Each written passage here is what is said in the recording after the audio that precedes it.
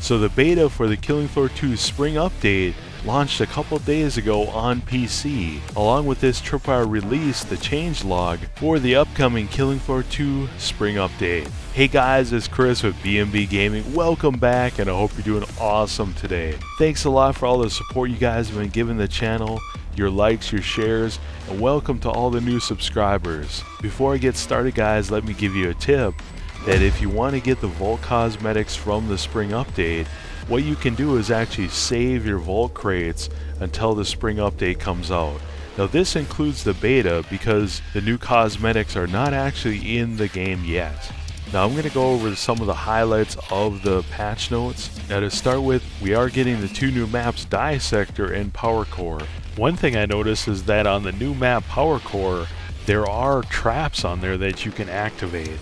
And on Dissector, there are elemental hazards. I'm not sure if they're traps or not. I noticed some kind of hose hanging down from the ceiling, you know, shooting fire everywhere. So I don't know if that's a trap, but it looked pretty gnarly. Now, as far as endless mode goes, last week Tripwire revealed that there are going to be waves that are just 1Z. Well, according to the people on the Killing Floor 2 Reddit, they've experienced waves that are just all scrakes. We're talking 150 to 200 scrakes in one wave. And initially, the all flesh pound waves weren't in the beta, but evidently they've been added because I'm starting to see posts of people saying that we just had all flesh pounds. Now again, this is just the beta, so they're probably just tinkering around with things just to see what kind of reaction they get, or if we like it or don't like it. Now just like the Killing Floor 2 Christmas event, the Spring event is going to have limited time spring objectives where we'll get tickets and items. One of the limited time rewards we can get is in Killing Floor 2 Endless Mode. Like I talked about last week, on Wave 5, 10, 15, 20, and 25, you can unlock different DAR exoskeletons. Now as far as the tickets go, they're going to be Cyberpunk tickets that unlock Cyberpunk cosmetics. In addition, they are adding items to the Z economy which are going to be permanent in the form of the Assault DAR bundle, DAR cosmetic crate, and the new weapon collector crate. In addition, they are adding achievements / trophies for Power Core and Dissector. As Tripwire talked about last week, as of the Killing Floor 2 Spring Update, all Z and boss kills will earn Vault Dosh. From what people have said on the Killing Floor 2 Reddit, it's basically about 10 Vault Dosh per kill, which you're probably thinking that's not a lot. I mean, 200 kills is worth 2,000 Dosh. However, where the chunk of the Vault Dosh opportunity are in getting the Stand Your Ground objectives. From what players have said, you can earn like 5,000 Vault Dosh by successfully completing a Stand Your Ground objective.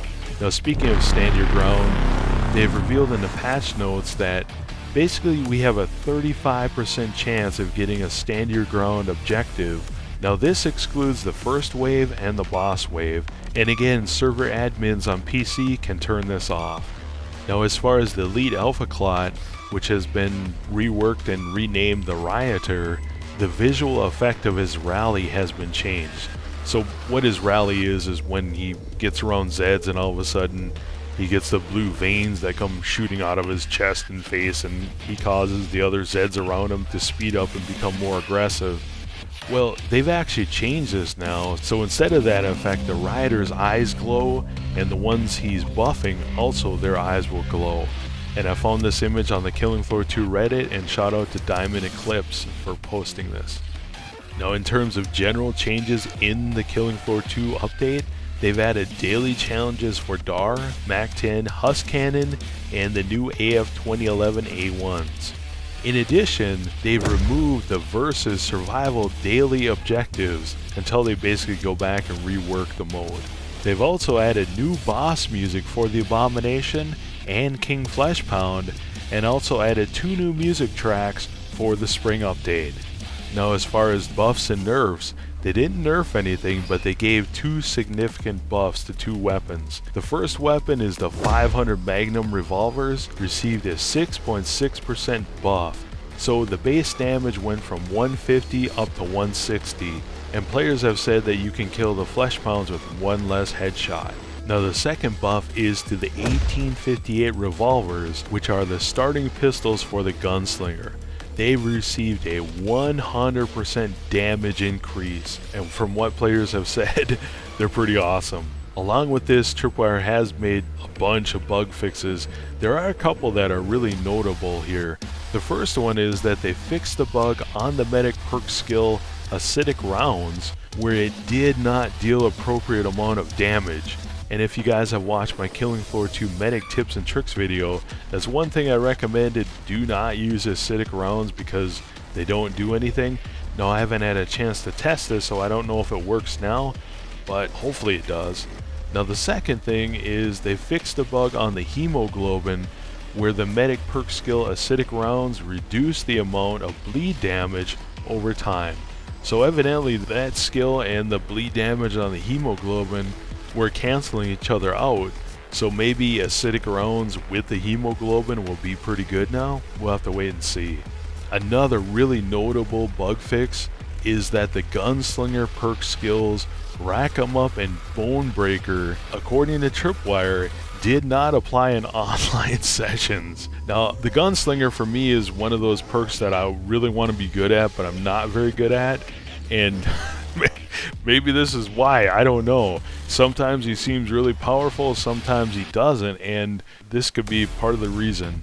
Now for console players like myself, they are fixing the bug where some players were not receiving their rewards, and for us on Xbox, they've addressed the issue with Nightmare, where it locks up the Xbox One. Now if you're like me, you're wondering when is this thing coming out, and well, we don't have an official release date yet, but we did have a community member for Tripwire address this on Reddit.